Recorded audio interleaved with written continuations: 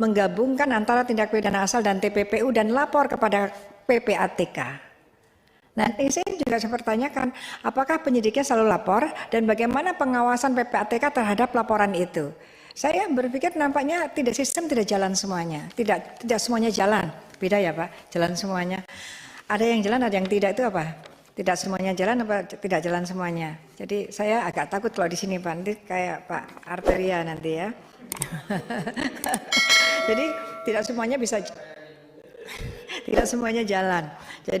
Jadi itu kan karena memang harus lapor kepada PPATK. Artinya apa? Kalau memang penyidiknya juga tidak lapor, ya harus ada tindakan. Kalau kemudian PPATK-nya tidak tahu, juga harus ada tindakan. Itu jadi memang seharusnya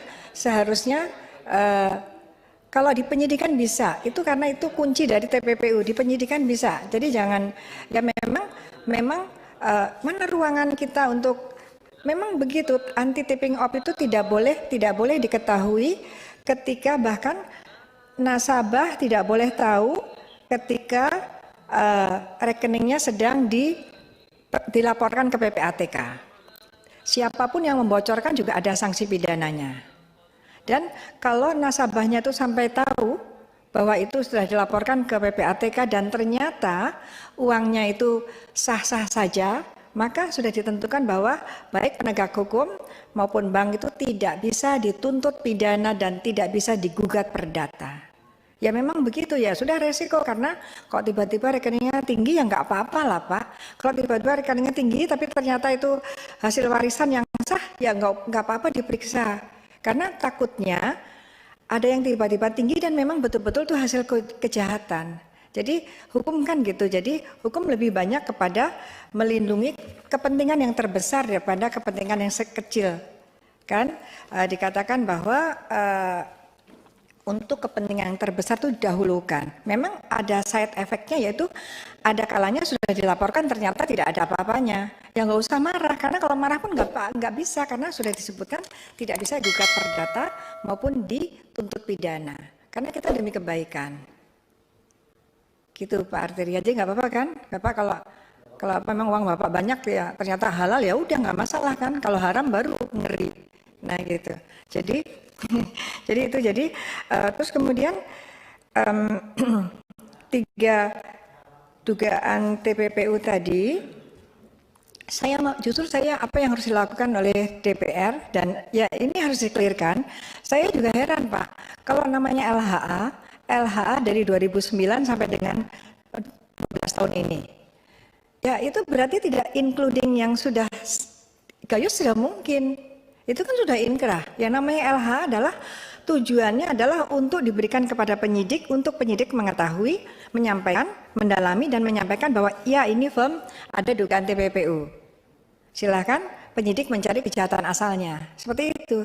Jadi tidak, logikanya ketika disampaikan dalam rangka sekarang ini, ketika ada Rafael, kemudian ada LHKPN, kemudian ada angka 56 miliar, kemudian menjadi 500 miliar, kemudian 300 triliun, kemudian 349 triliun, kemudian ada 180, diantaranya itu ada 189 triliun karena biaya cukai, itu dan itu semua dari LHA, itu berarti belum, itu adalah belum, itu adalah yang seharusnya kepada penyidik. Jadi itu tidak mungkin, nggak make sense kalau itu adalah sudah diselesaikan loh, bagaimana?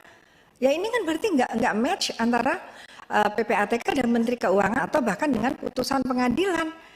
Ya yang harus dikeluarkan oleh PPATK nanti Pak Yunus Husan mungkin bisa koreksi saya. Ya itu yang memang yang akan ditindaklanjuti. Lah kalau sudah selesai, terus untuk apa disampaikan? Terus membuat kita semua ribut sekali. Dan kita tetap ditagih untuk menjelaskan sejelas-jelasnya. Itu. Bahkan ada kata 189 2 kali, hampir sama. Itu aneh sekali, ada kejahatan kok hampir sama. Karena yang dulu pakai biaya cukai tidak bisa, sekarang nanti pakai pajak. Seperti berbicara beli apa, ini uang negara yang besar sekali. Ini bukan angka. Saya mengatakan bahwa ini bukan angka, ini adalah uang. Saya tanya nih. Ya. Mestinya kan hal ini kan diserahkan kepada penyidik. Betul. Tapi dari LH 349 triliun ini kan sudah banyak yang diselesaikan, ada beberapa tadi yang disebutkan. Misalnya emas sudah selesai, Gayus sudah selesai, Angin Prayitno sudah selesai, kasus Ailuna juga hampir selesai. Berarti kan tidak utuh 349. Menggulir ini ke publik, apakah ini ada motivasi tertentu? Silakan Bu. Terima kasih ya Pak Pimpinan. Ya berarti sebetulnya yang dari PPATK itu adalah yang harus ditentukan oleh penyidik. Tapi kemudian klarifikasinya adalah bahwa ini sudah selesai, ini. Itu kan tidak cocok. Jadi dari PPATK, ya saya sejak awal memang beberapa kali, bukan hanya sekali Pak, sering sekali. Misalnya ada rekening gendut PNS muda, mungkin kalau di browsing di media itu masih ada. Ya memang selama ini seperti itu, padahal kita punya anti taping off. Anti taping off itu untuk apa? Kalau kita sedang melihat begini, tadi disampaikan tidak mungkin kita sampaikan kepada yang bersangkutan karena PPATK belum mempunyai suatu upaya untuk upaya paksa. Kalau ketahuan keburu hilang, makin sulit. Itu gunanya anti tipping off. Artinya kalau jangan sampai kita sudah capek memproses, tiba-tiba uangnya sudah hilang tanpa sudah ada kewenangan penyidik untuk memblokir, misalnya seperti itu. Jadi kalau LHA PPATK sejauh ini itu memang penyidik Pak. Jadi bagaimana sesuatu dilaporkan sebagai LHA tapi sudah selesai. Ya silahkan yang membuat berita kepada masyarakat untuk klarifikasi kepada masyarakat. Tetapi dari perspektif teori dan juga bagaimana bunyi perundang-undangan itu fungsi dari PPATK dengan LHA-nya. Jadi di dalam imajinasi, di dalam perspektifnya masyarakat itu adalah ada dugaan Pak, dugaan TPPU berkaitan karena ada transaksi mencurigakan yang sudah didalami oleh PPATK yang namanya LHA. Tapi kalau berkaitan dengan angkanya Bapak Ketua memang itu bisa saja mutasi.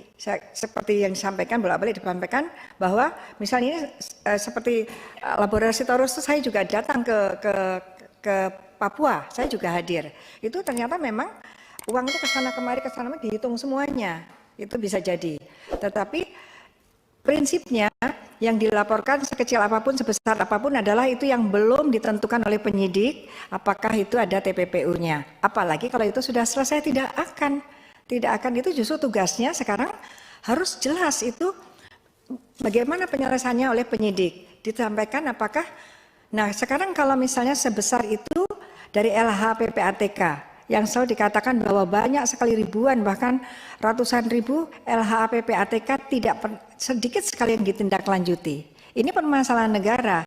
Ini apakah yang dikatakan Pak Yunus Hussein bahwa LHA itu harusnya lebih dari setengah matang. Ini jadi ada masalah apa ini dengan penyidiknya? Ataukah penyidiknya yang bermasalah karena tidak profesional, tidak mau, ataukah PPATK-nya yang itu tidak matang?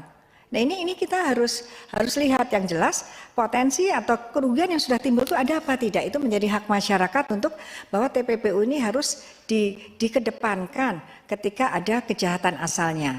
Itu mungkin yang ditanyakan kepada saya itu tadi kan aliran. Makanya aliran itu kan dari hampir 400 triliun itu aliran.